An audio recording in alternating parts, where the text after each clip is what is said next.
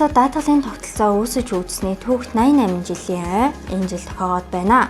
Хувийн хвшлийн анхдагч даатгалын компани болох Миг даатгал компани үүсгэн байгуулагдсны түүхт 25 жилийн ой болж байгаа бөгөөд бид 25 жилийнхаа ойг тохиолдуулан нийгмийн хариуцлагын олон төсөл хөтөлбөрүүдийг хэрэгжүүлээд байна. Энэ жилийн онцлог хөтөлбөр болох эрсдэлгүй ирээдүйн хөтөлбөр маань ерөнхий боловсролын сурагчдаа эрсдлийн тухай ойлголт өгөх, эрсдлийг хэрхэн даван туулах болон даатгалын талаар үндсэн ойлголт мэдээлэл өгөх зорилготойгоор хэрэгжиж байгаа юм а.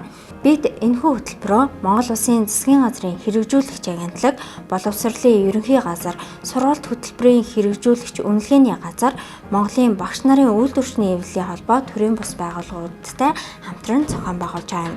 Мөн дэмжин ажиллагчаар Голомт банк, төрийн банкуд маань цахим эрсдлийн талаарх ойлголтыг сурагчдаа өгсөн.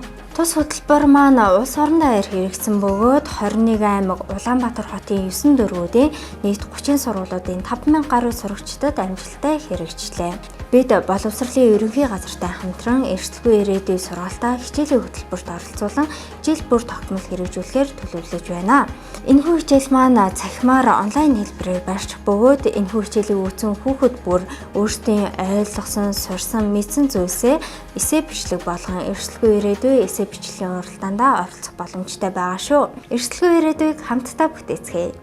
Өнөөдөр хичээлээс өөртөө зоригтой байх, тэгээд дээрэс нь эрсдэлгүй яаж бүх юмыг хийхийг бас амар ойлгосон. Даатгал гэдэг нь одоо нэгэндээ туслах, нэг нь юм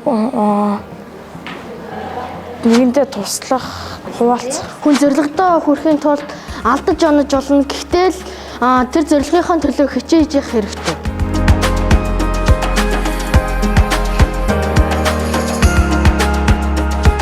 Эрсдэлгүй ирээдүйн Миг даатгал. Эрсдэлгүй ирээдүйн Миг даатгал. Эрсдэлгүй ирээдүй хамтдаа үзэгдэх найзуудаа.